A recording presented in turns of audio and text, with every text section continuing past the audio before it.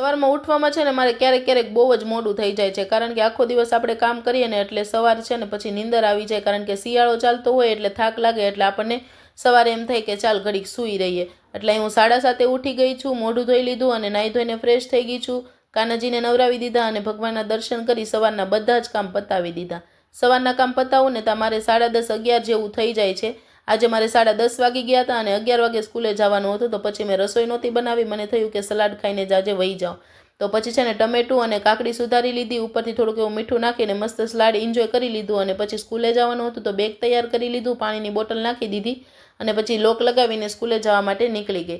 સ્કૂલેથી આવું ને તમારે છે ને 5:30 6 જેવું થઈ જાય, અને થોડાક એવા વાસણ હતા તો પછી એ સાફ કરી લીધા અને મસ્ત મજાના નવા કપડાં પહેરીને રેડી થઈ ગઈ, કારણ કે આજે હોટલમાં જમવા જવાની ઈચ્છા હતી. તો બસ અહીંયા મેનુ હતું ને, તો પહેલાં તો અમે સૌથી પહેલાં સૂપ મંગાવ્યું, કારણ કે શિયાળો ચાલે છે ને તો ગરમ ગરમ સૂપ પીવાની ભાઈ અલગ જ મજા આવે છે. તો અહીંયા મશરૂમ સૂપ મંગાવ્યું હતું ને, તો બસ મેં પહેલાં સૂપ એન્જોય કરી લીધું. અને અમે લોકો છે ને થોડાક વહેલા જ હોટલમાં આવી ગયા હતા, કારણ કે અહીંયા કોઈ લોકો દેખાતા નહોતા, ખાલી વેટર સિવાય. તો બસ પછી એ શાંતિ હતી ને તો જમવાની પણ મજા આવે, એટલે અમે છે ને પછી તંદૂરી રોટી અને પનીર ટીકાનું શાકનો ઓર્ડર આપી દીધો હતો. તો એ ભાઈ આવ્યા અને ફટાફટ છે ને પહેલાં તો રોટલી સર્વ કરી દીધી અને પછી શાક સર્વ કરી દીધું. અને પનીર ટીકાનું શાક છે ને મને બહુ જ ભાવે છે, એટલે અમે લોકોએ એ જ મંગાવ્યું હતું, ચીઝવાળું. એટલે બસ અહીં મસ્ત મજાનું શાક સાથે રોટલી, મસ્ત મજાનું ખાવાનું એન્જોય કર્યું. અને એની સાથે છે ને કાંદા હતા ભાઈ, અને મસ્ત મજાની છાશ પી લીધી. બહુ જ મજા આવી હતી, જમવાનું બહુ સરસ હતું.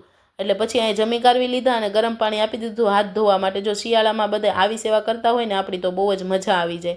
અને લેડીઝ લોકોને તો આવું બધું બહુ સ્પેશિયલ લાગે, કારણ કે એને રોજે તો ઘરે જમવાનું બનાવવાનું જોઈએ, ક્યારેક ક્યારેક હોટલમાં જવાનું હોય.